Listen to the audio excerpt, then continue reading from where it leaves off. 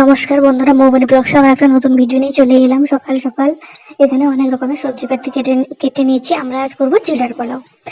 তো এখানে দেখতে পাচ্ছ মটরশুঁটি, বিম, গাজর আর এখানে আলু। তো আলু আমাদের বাঙালিদের সব জল খাওয়ার বলো, দুপুরে খাওয়ার বলো, সবই লাগবে। তো এখানে আমরা গ্যাসটা অন করে প্রথমে একটা ননস্টিকের কড়াই নিয়ে নিয়েছি। কড়াইটা গরম হলে এখানে 1/2 টিস্পুন মতো তেল দিয়ে দিলাম। তো তেলটা যখন হালকা গরম হয়ে আসবে, তো এখানে আমরা সবজিগুলো একে একে দিয়ে দিয়েছি। দেখতেই পাচ্ছ তোমরা এখানে 4 রকমের সবজি তো দিয়ে দিয়েছি। যে যেরকম শেপে কাটতে পারো, তো আমি তো এইভাবেই কেটেছি, যেটা আমার ভালো লাগলো। তো কত কম সময়ে খুবই সহজ পদ্ধতিতে মাত্র 4-5 মিনিটের মধ্যে আমি কী করে আজকে সকালে খাওয়াটা তৈরি করবো, সেটাই তোমাদের সঙ্গে আজকে শেয়ার করতে চলেছি। তো চলো, খুবই কম সময়ে আজকে চিড়ার পোলাও করে তোমাদের দেখাবো। একদম ঝুরঝুরে তো হয়েছে, আর তার সাথে কতটা সুন্দর একটা কালার এসছে, সেটাই তোমাদের সঙ্গে আজকে শেয়ার করতে চলেছি।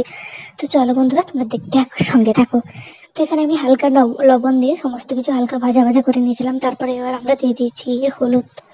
তো হলুদ গুঁড়ো দিয়ে আমাদের ভাজা কমপ্লিট। এরপরে আমরা ফোড়নে দিয়েছিলাম রাই আর কারি পাতা।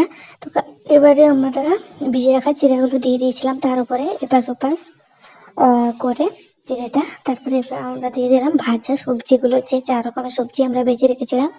তো দেখতে পাচ্ছ কত সুন্দর একটা কালার আসবে। এখানে আমরা কোনো রকমের লবণ আর ব্যবহার করিনি। এখানে মিষ্টির জন্য, পোলাও তো একটু মিষ্টি, তার জন্য একটু আমরা চিনি দিয়ে দিলাম। আর লবণ তো আগে থেকেই দেওয়া ছিল, চিড়ের মধ্যে দিয়ে দিয়েছিলাম হালকা ভাজার সময়।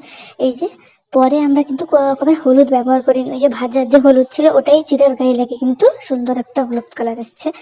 তো তোমরাও বাড়িতে এরকম ধরনের চটজলদি জল খাবার বানিয়ে ফেলতে পারো। আমাদের রেসিপি কেমন লাগলো অবশ্যই করে জানাবেন, এবং লাইক শেয়ার কমেন্ট তো করতে ভুলবেন না। আমাদের নতুন চ্যানেলের পাশে থাকুন, সাথে থাকুন এবং চ্যানেলটাকে সাবস্ক্রাইব